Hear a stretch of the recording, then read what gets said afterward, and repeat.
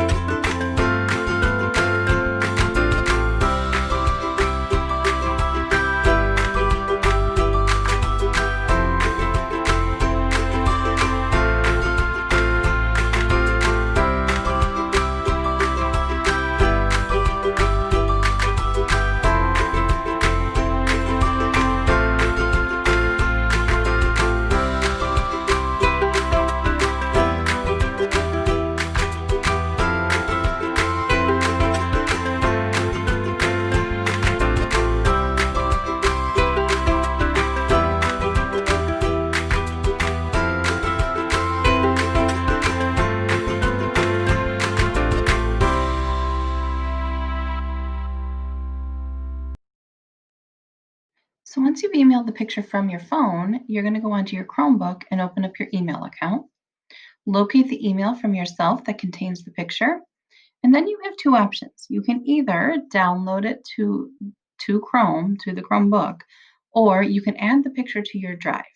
So when you hover over the picture down at the bottom of your email, you're going to have two options. One is the little arrow pointing down, and that's going to be the download button.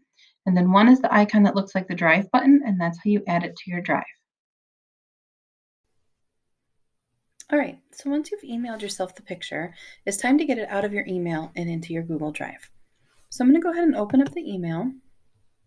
And you actually have two options. One, you can download it onto your Chromebook, or two, you can put it directly into your drive. If you download it, you're going to push this button, the little arrow pointing downward. And you'll see that it's going to go directly into your downloads file. So then you want to give it a name and hit save. So now this image is in my downloads file and I can attach it to a document.